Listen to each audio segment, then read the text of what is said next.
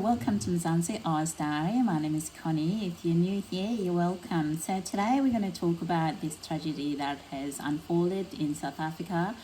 The tragedy has to do with these kids that have died. So let's listen in, guys, and hear what the story is about. It's about 5 children. One is fighting for his or her life in hospital. That allegedly brought in a snack, and then they became ill, and 5 of them have died.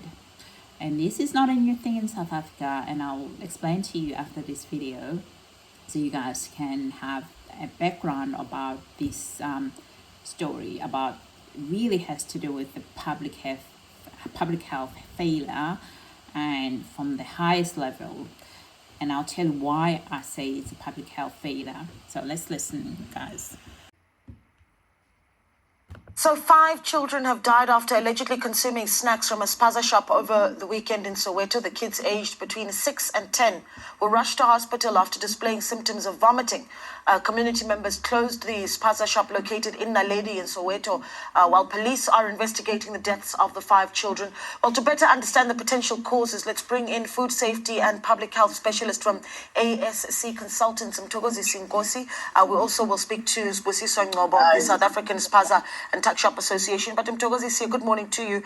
We are running this also on our poll, right? And go ahead and scan that QR code as it comes up on the screen. We were asking, how would you describe the quality of food sold in spaza shops? Once that QR code does come up, go ahead and vote in that poll. Really keen to hear what you think of this discussion. But Mthokozisi, as we start off, I mean, what you make of the story, there is, of course, the question around whether or not food safety and public health specialists such as yourselves conduct these health checks in spaza shops in our township communities. When was the last time you've seen that happen effectively?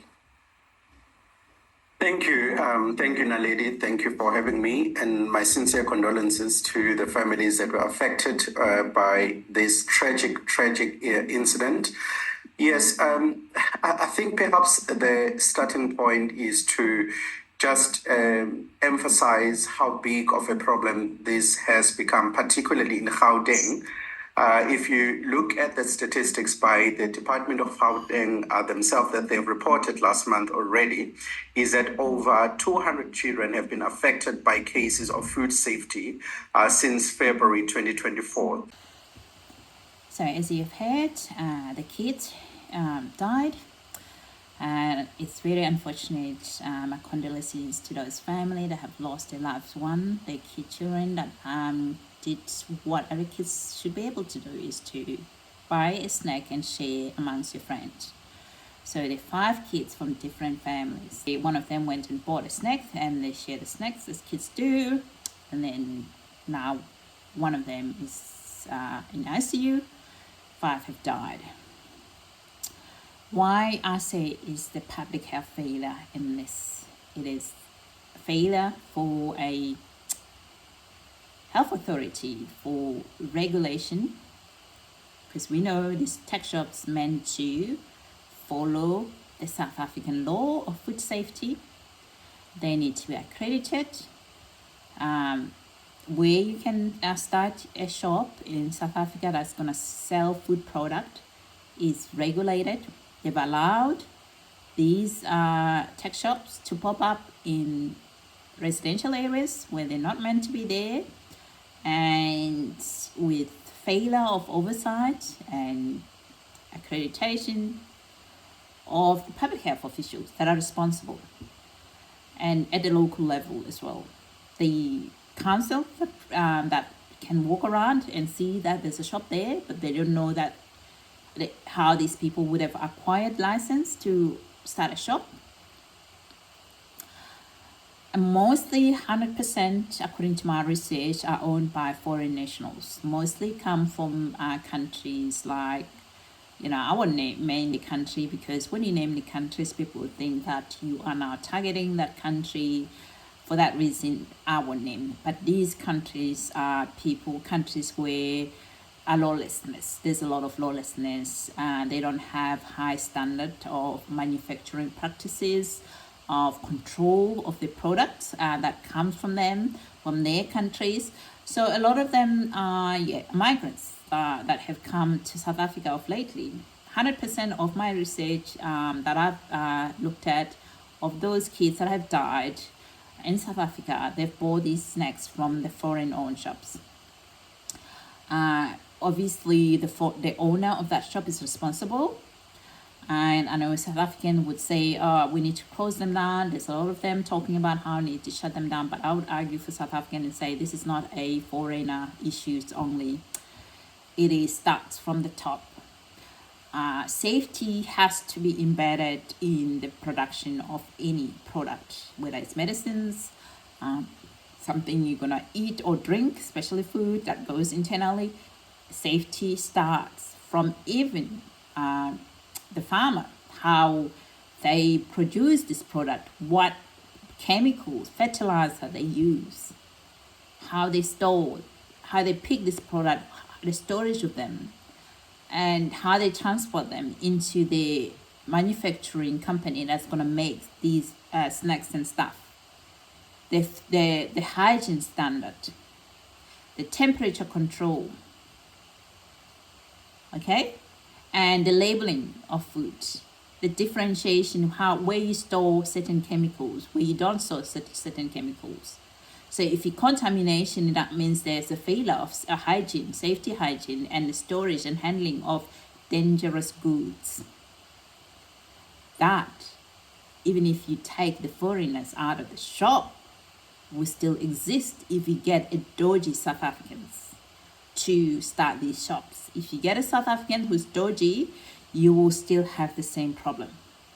So if you don't strengthen legislatively, you don't strengthen your accreditation standard, if you slip on the wheels, or you see a shop as a council in this township, you see a shop and you don't ask question, how is the shop there in the middle of a residential area? How is there where it shouldn't be there? Who's owning it? Have they got the necessary documents? Have they been inspected? And you know, all of these shops, mainly of these kids who have died in South Africa, eating, consuming food bought from allegedly from these foreign national shops. Well, you know the risk already. The risk is foreigners that are owning these shops. What are you going to do about it? Have you increased a lot of requirements? Have you changed the legislation? Training before they can start these shops? Because have killed kids now. Somebody is responsible. The owner who started the shop is responsible. I would say the council is responsible. The public health officials who are meant to be providing oversight and providing, I haven't had anyone talking about whether they have a legislation. They've been given any paperwork or any accreditation standards. Whether these shops have met any accreditation standard, I haven't had anything from them. So clearly there've been a catastrophe failure from that point, from higher up to where the shops, the foreign national shops owned. So we know they are at risk. Now, you know the risk is. How are you going to deal with the risk? You know the risk. I mean, even with one of the officials was saying that some of them have cats in their shops because they trying to manage the pets. And he knows that they need to get an accredited pest controller. But he's meant to be a tech shop associate. How can you become a tech shop associate if you don't know these things? If you don't know how to go about and stopping this? This is about public health safety. Is this case of dealing with the home affairs stuff now? Dodginess. Is this stuff about these foreign national owned shops that don't have any accreditation? Are we seeing this as a failure of governance or as a corruption element into it? Which one is it? Corruption or element or failure of oversight? You can't have so many of them failing, because you now know where the risk is. Who is at risk to selling goods that are dangerous that have killed 5 children today. You know that. In the previous one, they've been the same story, foreign national-owned shops. But how are you going to mitigate this risk? Where is the legislation? Where is the change? Where is monitoring? Where's the training? You see, even if you chuck them out, there's still going to be another dodgy South Africans. People who are dodgy, they're everywhere. Every society has the dodgy people. Okay? You're still going to get them. They're still going to do it because you haven't actually looked at the risk. This is the failure of the public health system in South Africa. And another thing that I'm going to say about this case that was also very concerning when I was listening to the family that have been impacted by this was that the way they're describing the symptoms and the knowledge about how they can recognize that somebody who has a suspected poisoning, how they need to manage the first aid. They didn't have knowledge of first aid. That is a public health issue. You can't have a community that is so high risk because they're vulnerable, they are in the outcast of South Africa, and you don't provide them with the necessary skills about how in which they can actually manage the risk, like doing first aid, the CPR. One of the parents was saying that my child turned blue, and I didn't hear anything them describing that they did a first aid, even though they call the ambulance. I didn't hear any first aid or any CPR or first aid being provided to this child, a CPR being provided to this child who turned blue, what they did. So you see that is also another public health issues here. And education about, education to the public about what is acceptable standard of food, of goods and products. Okay, things to look at and things maybe they shouldn't buy, the kids shouldn't buy. But, you know, kids are kids, parents are parents. So we really cannot even blame the parents here. The parents are not to be blamed in this case, because if we embed safety from the actual farming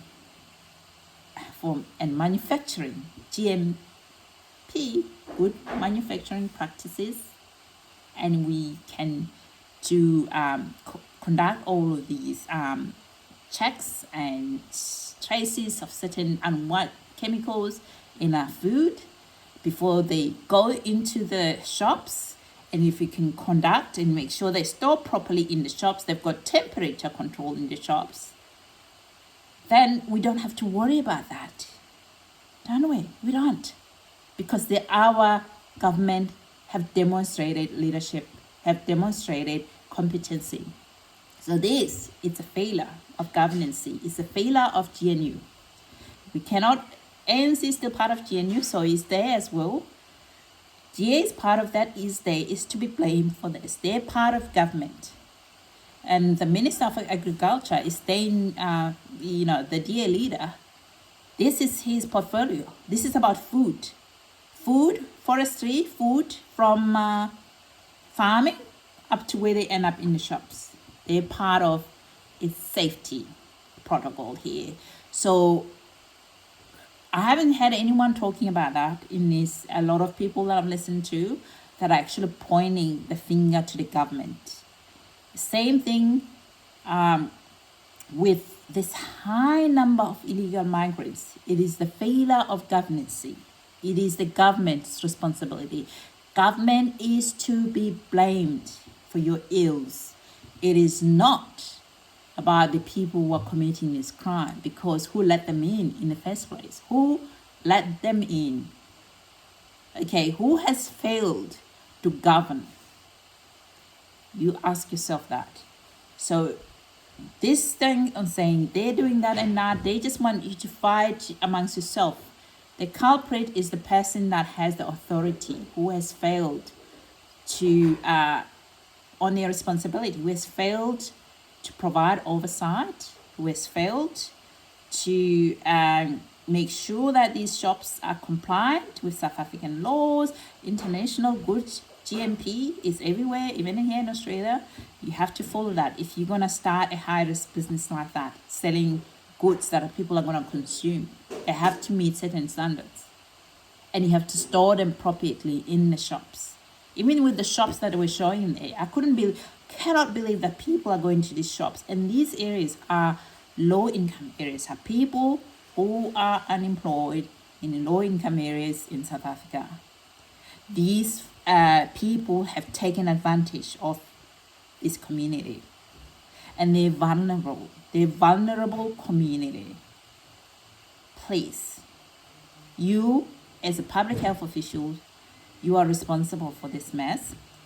You can say that it's foreign owned, they're doing that, but you are in charge. The buck stops with you. Okay? The buck stops with you.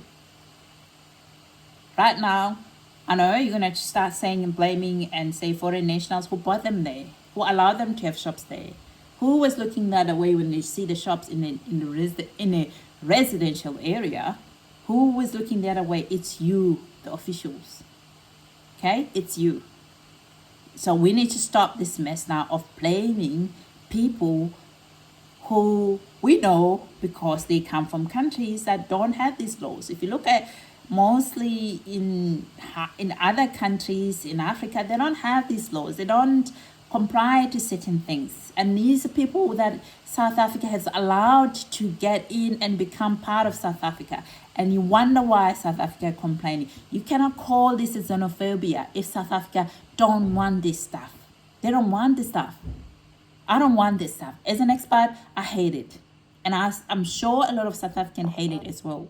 So that's why you cannot say because South Africans don't want this behavior and accuse them of being xenophobic. But you as an official, you know where is the weakest link. It's the people who don't know the law. The people who are doing the lawlessness and bringing these goods in the country that are dangerous and manufacturing them in conditions that are not ideal. They're not follow the GMP and breaking all the laws that are available in South Africa.